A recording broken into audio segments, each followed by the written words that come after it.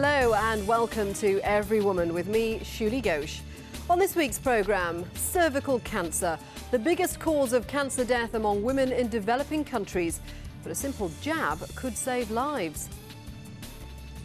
Planting a tree for life, how the brides of India are doing their bit for the environment. And you will not be forgotten, the online memorial for those tortured and murdered in Iran. Every year, around 500,000 women are diagnosed with cervical cancer. It's the second most common cancer in women across the world. And 80% of those who die from it come from the poorer countries. In developed nations, regular pap smear testing has dramatically cut the death rate. But in countries like Asia and Africa, there's almost no screening at all. Well, now there's a new vaccine that could prevent the cancer altogether. It's already being used to immunise young girls in Australia and some European countries. But it's expensive. Every Woman went to Vietnam, where a privately funded clinical trial of the vaccine is due to begin in September. My name is Bui Thi On. I'm 51 years old. The doctor said I have stage 2B cervical cancer. The doctor also said my uterus is so bad because I didn't do checkup regularly. If I had come to see the doctor earlier, it would have been better for me. Cervical cancer is usually discovered in women at the age of 40, 50 to 60. However, nowadays cancer develops at a young age, from 24 onwards.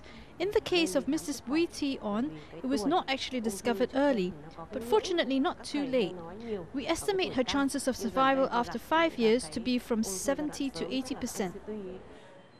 Mrs. Bui's prognosis is better than most women with cervical cancer in Vietnam. According to the national statistics, 1 in 2 women diagnosed with the disease do not make it past 5 years.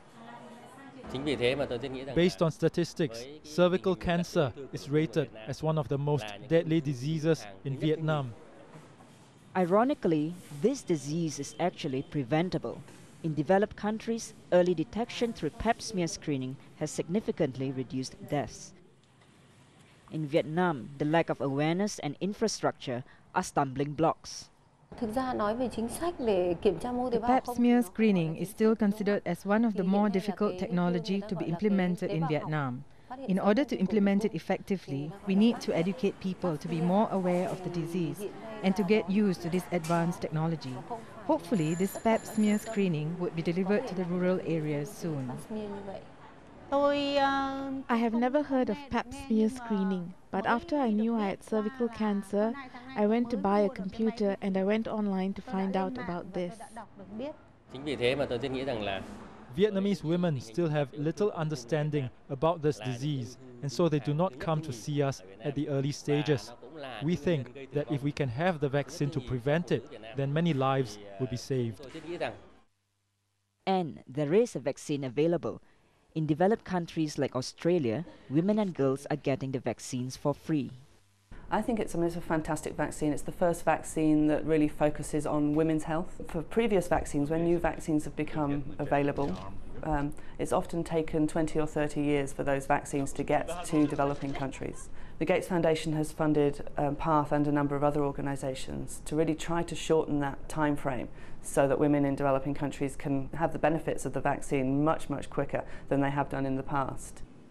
PATH, an international non-profit organisation, plans to reduce the time gap of vaccine availability to 6 years.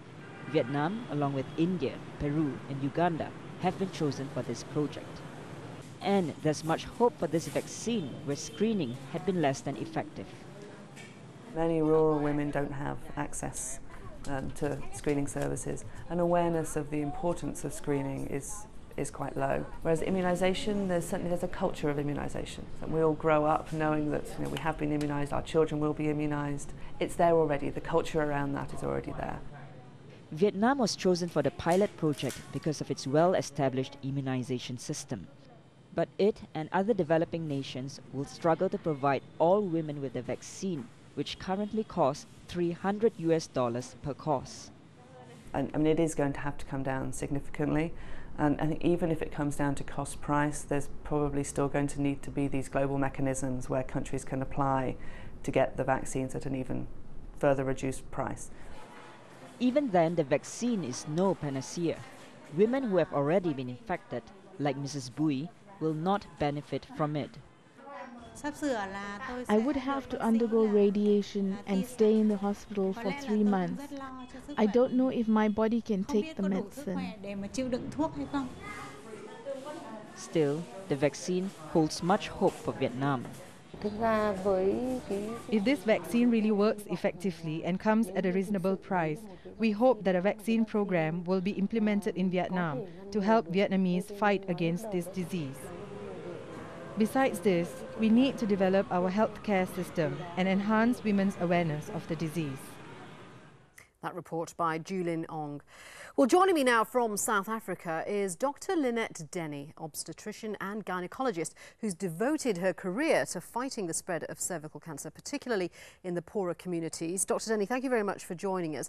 Let's just talk about that vaccine first, because there's obviously a lot of hope being pinned on that. How important do you think it will be in countries where screening really isn't very widespread? Well, I think it's going to be incredibly important. You know, as was mentioned earlier, most poor countries are familiar with vaccination, and this is one of the first vaccines that vaccinates against a cancer that kills literally millions of women who do not have access to screening. So I think this vaccine is going to be very important. There are limitations, but it is estimated that it could probably prevent about 70% of cervical cancers. And this is a vaccine that works by protecting against the virus, the human papillomavirus, that is linked to most cervical cancer, is that right? Yes, I mean, the way to understand it is that there are about 100 different types of the human papillomavirus, also known as HPV, and about 40 of those infect the genital tract. And of those, about 13 to 15 have been consistently associated with cervical cancer. The two commonest types are HPV-16 and HPV-18, and these vaccines work against these two viruses. But it's very expensive, isn't it? So that's going to impact on its take-up rate. It is. The technology to produce this vaccine is very sophisticated. It costs currently about $360. It requires 3 shots.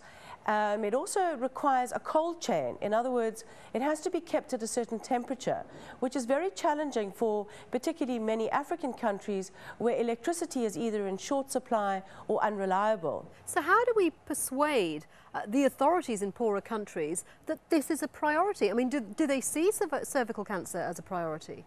You know, in countries where children die before the age of 5 years from malnutrition, measles and mumps, it's very difficult to persuade a politician that vaccinating girls against cervical cancer is more important.